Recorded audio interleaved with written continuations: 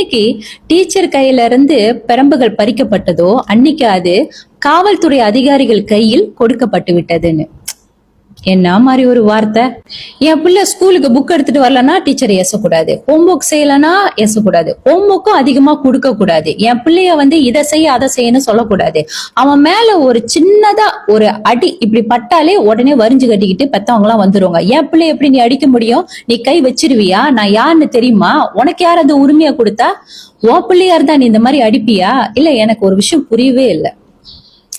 நீங்கள படிக்கிற காலத்துல, அதாவது நீங்க ஸ்கூலுக்கு போற காலத்துல உங்களெல்லாம் உங்க டீச்சர் அடிச்சதே இல்ல, உங்களெல்லாம் உங்க டீச்சர் எல்லாரும் முன்னுக்கு வச்சு ஏசுனதே கிடையாது. பெரும்புனான்னு ஒண்ணு நடக்கும், தெரியுமா? பெரும்புனான்ல எல்லாரும் முன்னுக்கும் வச்சு ஏசுவாங்க. ஏதாவது தப்பு பண்ணிட்டா எல்லாரும் முன்னுக்கு வச்சு அடிப்பாங்க. அதனாலே மானம் போயிருமேன்னு பயந்துகிட்டு சில பேர் தப்புகள் செய்ய மாட்டாங்க.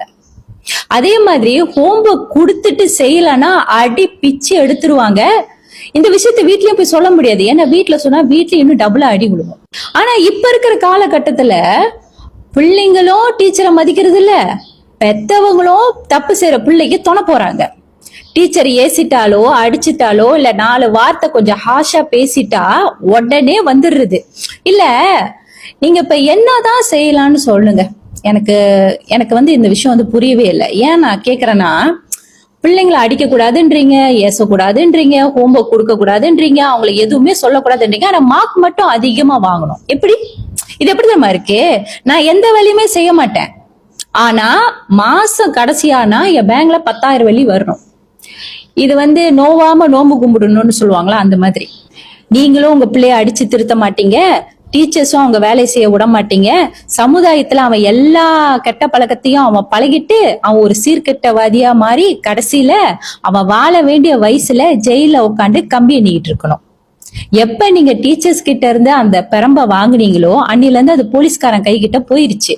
சோ இப்ப அவன் அடிச்சு உங்க பிள்ளைய திருத்திக்கிட்டு இருக்கான். இத பாக்குற எத்தனை பெத்தவங்க மன குளிர்ந்து இருக்கீங்க. ஐயோ, என் பிள்ளைய நான் அடிச்சு திருத்தல, டீச்சரையும் அடிச்சு திருத்த வேண்டாம்னு சொல்லிட்டேன், இப்ப போலீஸ்காரன் அடிக்கிறான், பரவாயில்ல அவன் திருந்தி வருவான் அப்படின்னு நீங்க நினைப்பீங்களா? நினைக்க மாட்டீங்க. அப்பயும் ஐயோ என் பிள்ளைய அடிக்கிறாங்களே, அவன் எதுக்கு அடிக்கிறான்? தப்பு பண்ணிட்டான், அதனால அவன் அடிக்கிறான்.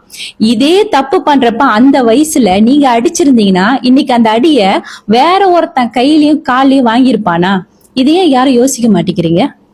நான் ஒண்ணு சொல்றேன், தகப்பனோ தாயோ பிள்ளைய அந்தந்த வயசுல அடிச்சு திருத்தலனா சமுதாயத்துல அவன் ஒரு சீர்கெட்டவாதியா மாறிட்டான்னு வச்சுக்கோங்களேன்.